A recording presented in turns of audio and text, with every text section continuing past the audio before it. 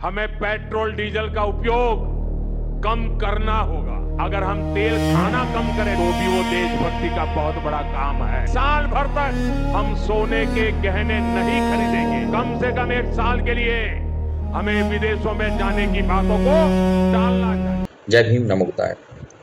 जो कभी सपनों को बाजार था, आज त्याग का भार है। जो कभी कहा गया था कि अच्छे दिन आएंगे, आज कहा जा रहा है कम खाओ, कम जलाओ, कम घूमो, कम खरीदो। नमस्कार दोस्तों, मैं हूं आनंद और आप देख रहे हैं आपके अपने प्यारे यूट्यूब चैनल फिल्मी आनंद पर। जी हाँ, आज मैं बात करूंगा कुछ राजनीतिक मुद्दों की। आज मैं कहानी बयां करूंगा उस दर्द की, उस युवा की जो सुबह 6 बजे उठता है, नौकरी पर जाता है और महीने के आखिरी हफ्ते में उसके खाते में 500 रुपये नहीं बचते हैं। आज मैं बात करूंगा उस किसान के दर्द की जो दिन रात मेहनत करता है लेकिन खाद, डीजल और खर्च के बीच में पिस जाता है। आज मैं बात करूंगा उस माँ की जो गैस सिलेंडर महंगा होने पर चूल्हे के सामने बैठकर ये सोचती है कि उसके बच्चे को आज वो दूध पिलाए या सब्जी खरीद के खिलाए। आज मैं बात करूंगा उस युवा की जो उसके हाथ में डिग्रियां तो बहुत हैं लेकिन हाथ में नौकरी नहीं। जी हाँ, 10 मई को हैदराबाद में हमारे प्रिय प्रधानमंत्री नरेंद्र मोदी जी जो देशवासियों से उन्होंने अपील की, बहुत ही देशभक्ति वाली अपील है।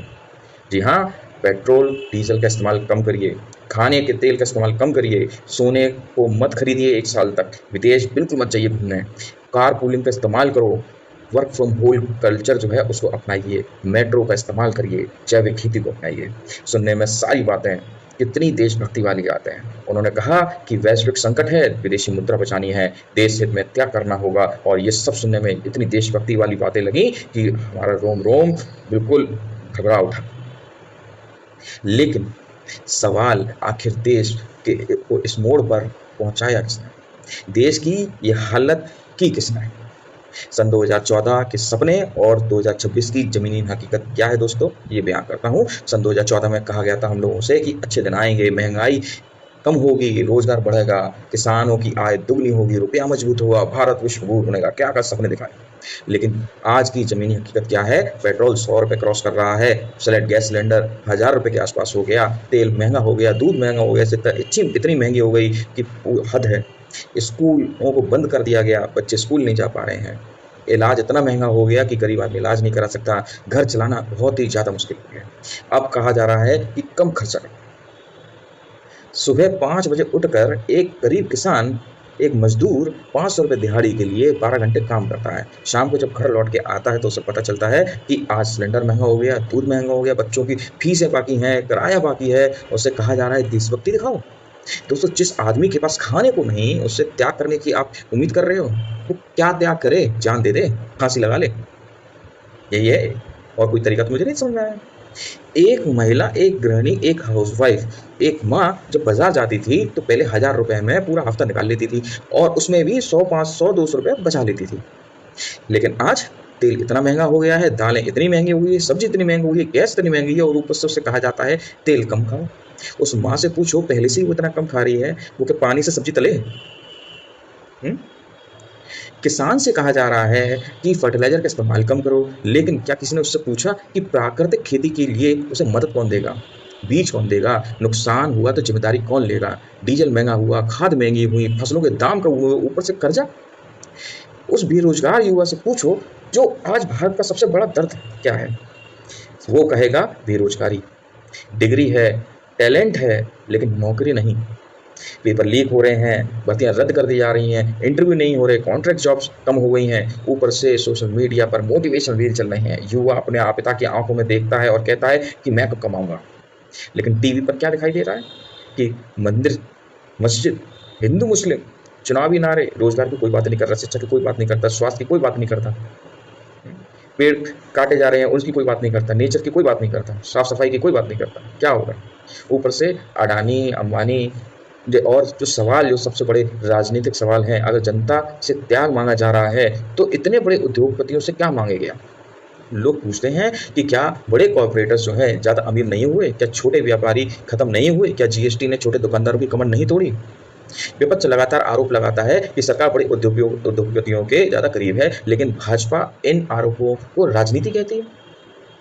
लेकिन जनता के मन में सवाल यही है कि आखिर मोदी जी अपने खास मित्र अडानी जी, अंबानी जी, इनसे नहीं कह सकते कि उन्होंने इतनी सहूलियत उनको दी, टैक्स कम कर दिया, एक इनका टैक्स इतना कम है कि एक आम आदमी अपने टैक्स उससे ज़्यादा पे कर रहा है। हजारों करोड़ों तरीके के टैक्स लगा रखे हैं। नेताओं के बच्चे विदेश में पढ़ रहे हैं, नेताओं के बच्चे और अमीर हो रहे हैं, नेता और अमीर हो रहे हैं। उनका क्या? उनसे नहीं कहा गया? जो देश की जनता से कहा जा रहा है कि विदेश मत जाओ, लेकिन नेताओं का क्या? प्रधानमंत्री 1 साल तक विदेश यात्राएं टाल दो, लेकिन इस दौरान प्रधानमंत्री जी की विदेश यात्राओं की खबरें सामने आ रही हैं। इटली जा रहे हैं, फ्रांस जा रहे हैं, अंतर्राष्ट्रीय कार्यक्रम चल रहे हैं, कूटनीतिक बैठकें चल रही हैं। सरकार कहती है देश हित के लिए जरूरी है, लेकिन आम आदमी पूछता है क्या त्याग सिर्फ जनता करेगी? इतनी स्थिति खराब है कि विदेश जाने की जो बात कर रहे हैं, आम आदमी कैसे जगह से खाने के बांधे।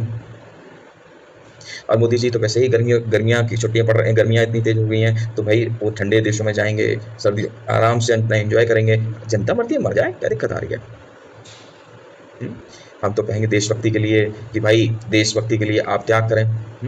राष्ट्रवाद के असली मुद्दे क्या है दोस्तों? आजकल हर चीज को देशभक्ति से जोड़ दिया गया है। पेट्रोल बचाओ, देशभक्ति।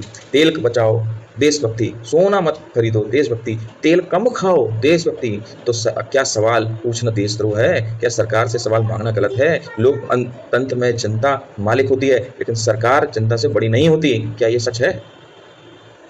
आज जनता जो है अगर सवाल करें तो देशद्रोही। सोनम वांगचुक को देख लिए, वो देश के लिए उसने क्या क्या नहीं किया, लेकिन उसको एनएस लगा के जेल में रखा। बहुत से ऐसे एग्जाम्पल्स हैं, इनके डिस्कस करना ही बहुत बड़ा वीडियो हो जाएगा, इतना बड़ा। फिर और बातें करेंगे दूसरे वीडियोस पर, तो अभी इसी पे रहते हैं। तो जब भी आप टीवी अगर खोलोगे तो सिर्फ एंकर्स चीखते दिखाई देते हैं कि हिंदू, मुस्लिम, पाकिस्तान, धर्म, हिंदू खतरे में चल रहा है। कभी कोई ये कहता है बेरोजगारी, किसान, शिक्षा, स्वास्थ्य, इनके मुद्दों पर कोई बात करता है? कभी नहीं करता। ये कभी मुद्दे कभी प्राइम टाइम में दिखाए ही नहीं जाते। दोस्तों, असली दर्द आम आदमी का यही है कि एक पिता अपनी बेटे की फीस भरने के लिए कर्जा ले रहा है, एक माँ अपने गहने बेच रही है, युवा जो है देश का वो नौकरी के लिए शहरों में दर बदर घूम रहा है, किसान आत्महत्या कर रहे हैं। क्या देश में भैंस क्या चल रही है कि कौन देशभक्त है? जी, अंत में मैं सिर्फ इतना ही कहना चाहूँगा, जब जनता रोती है तब सत्ता भाषण देती है और उस राष्ट्रवाद पर लेक्चर मिलता है। जब युवा नौकरी मांगता है, जब किसान एमएसपी मांगता है, तो उसे त्याग का पाठ पढ़ाया जाता है। तो दोस्तों, देशभक्ति जरूरी है, लेकिन देशभक्ति का मतलब सिर्फ त्याग करना नहीं, सिर्फ सहना नहीं, सवाल पूछना भी है। आप देश की जनता है, आप टैक्स भरते हैं, आपके टैक्स का पैसा कहाँ जा रहा है, क्या हो रहा है, क्या नहीं हो रहा है, इस पर सवाल करना आपका अधिकार है। तो दोस्तों, मैं आपके लिए कुछ सवाल पूछना चाहूँगा कि क्या देश का बोझ सिर्फ जनता उठाएगी? क्या सरकार की कोई जिम्मेदारी नहीं? क्या सवाल पूछना गलत है? क्या विकास सिर्फ भाषणों में रह गया है? क्या आम आदमी की जिंदगी का सच में बेहतर हुई है या नहीं? और सबसे बड़ा सवाल ये है मेरी नज़र में कि 12 साल बाद आज भी अगर जनता से कहा जा रहा है कि कम खाओ, कम जलाओ, कम घूमो, कम खर्च करो, तो फिर अच्छे दिन आए किसके?